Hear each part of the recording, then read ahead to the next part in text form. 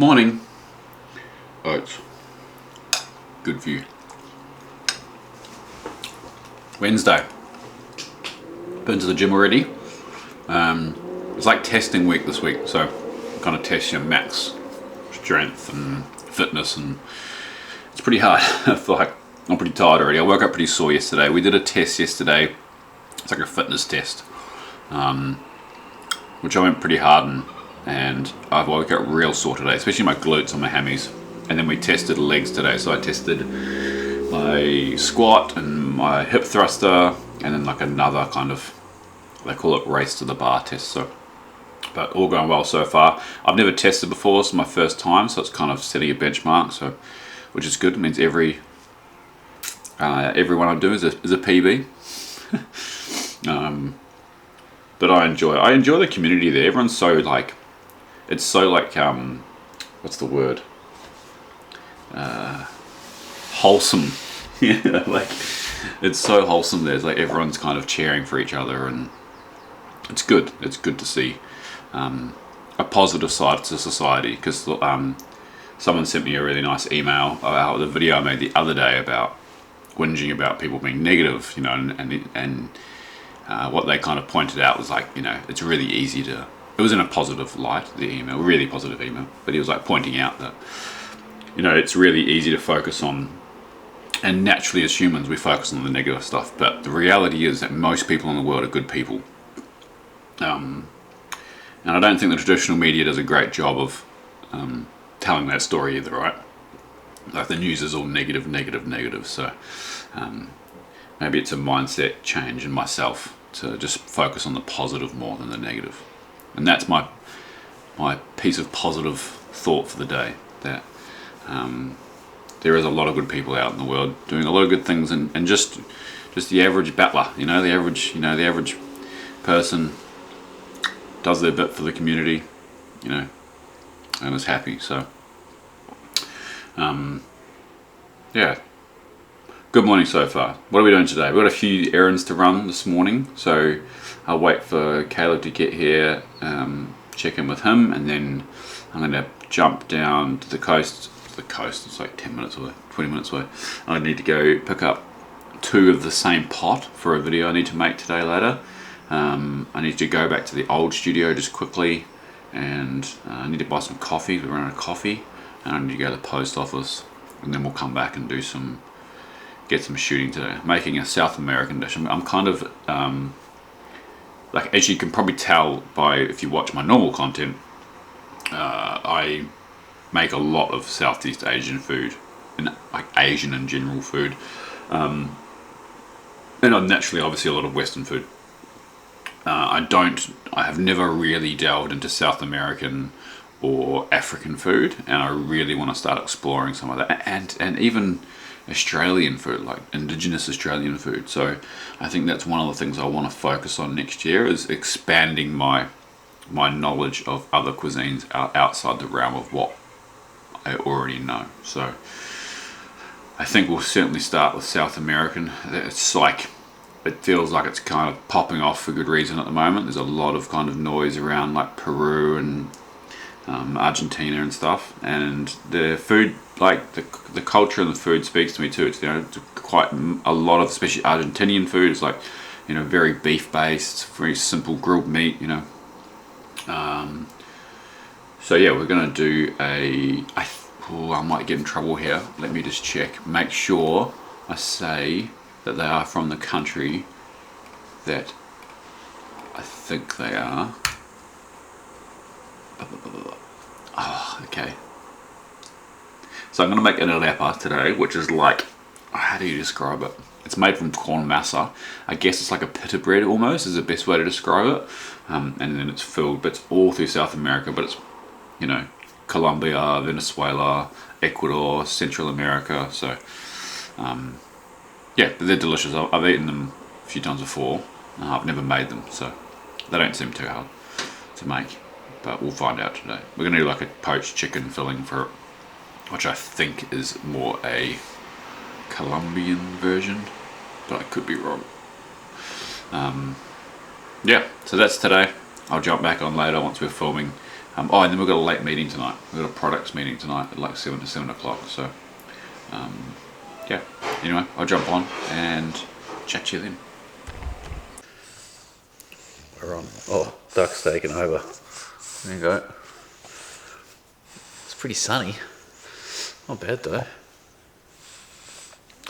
So the shooting's done for the day. I got the 2 videos shot that I needed to get done, which was good. Got all those errands run, which was good. And then we're still just like got stuff to sort out, things to label, and you know, just finding the right place for everything. Like, I'm very particular about stuff, and I'll put something somewhere, and then like halfway through a shoot, oh, what are you doing? Sit down. Halfway through a shoot, oh, don't knock the camera over. You buffhead. Halfway through a shoot, I'll realise that I don't want that there, so I'll just go and rearrange everything. I think that's part of kind of settling into a new space. Yeah. So there was an interesting question the other day about the ads, and I noticed apparently, well, they thought they noticed more longer ads on YouTube. We don't have any say in kind of what ads are posted on YouTube or how long they are. But like it is what it is, and I don't know. I mean, if I look at my own habits when watching YouTube, I mean, I use a premium account because I hate getting ads, to be perfectly honest. But when I do, if I'm not on the account and I'm using ads, I just skip through them, and I kind of expect that most people skip through them. So the person said that they don't, to try and help us, which I really appreciate. But yeah, it's we don't have any say in those ads where they go. I think I've never had it, but I think back in the day you used to be able to kind of say where they would go.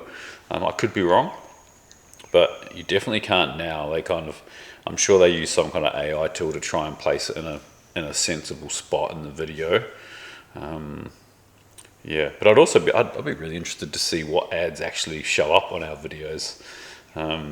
Like whether they're kind of like relevant to what we do, yeah, and kind of where that space is going.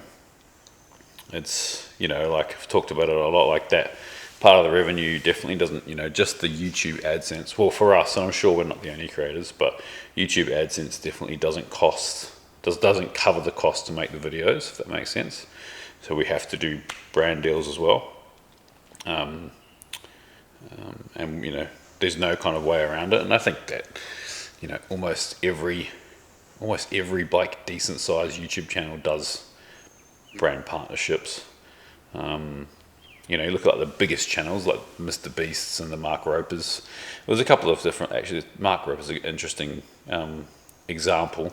I'm not sure how many ads he does these days, because he's got his own kind of company that comes off the back of his business that's really cool and really clever. It like makes like engineering toys, like a subscription-based engineering toys, that I'm sure is what's really funding that channel now. But yeah, the ad placement, the type of ad, we don't get any say. I'm pretty sure it's at 8 minutes. So if your video is under 8 minutes, you only get the starting ads. If it's over 8 minutes, you get the mid-roll ads. I think a while ago I read something about YouTube starting to put 2 sets of ads on longer videos. But yeah, I mean, we have monetization on this channel as well. Not that it does, you know, much at all at the moment. But this channel isn't about, you know, this channel doesn't cost us anything to make effectively, apart from my time. Just me ranting to the camera and taking you along on interesting stuff where and when I can. But at the same time, there's obviously a lot of stuff in my life I don't put on this channel because it's, you know, still my life, right? Like I've got to keep a lot of stuff private. And I think that's important. I think then, you know, it's important to have some separation, which is why I try not to kind of vlog like late at night, or, you know, I try and, this is probably an early kind of sign off for me. It's only like 5:20. But the reality is I kind of usually work till about 7:30, 8 anyway, and then I'll draft my post for the night, post it, and then I jump into bed and watch YouTube for an hour and go to sleep. So, yeah, it's an interesting industry, and it feels like it's a good time to be in it. It feels like it's really still at its infancy, not infancy, it's still early days. So, I think the days of the celebrity that we used to know, which was a very, very small amount of people that were very, very famous. I think that's dwindling, and you're going to have a much bigger group of people that are famous to certain people, which it's an interesting shift, I think, in culture and popular culture, and yeah, because there's obviously a lot of people who don't watch YouTube, so they don't know who people like we are. And it's definitely not why I make videos for a living. I just, yeah, it's kind of part of it. I think if you start a YouTube channel and you intend on being successful, you kind of need to have the realization that at some point people are going to start recognizing you in some amount of capacity, and you need to be okay with that. And so far every single interaction I've had has been really nice and positive. And I don't think, unless you kind of get to Mr. Beast level, I don't think it becomes an inconvenience. And I think there's a duty of care. You need to go into that with your eyes wide open and realize it's going to happen, and understand it, and not be, I don't know.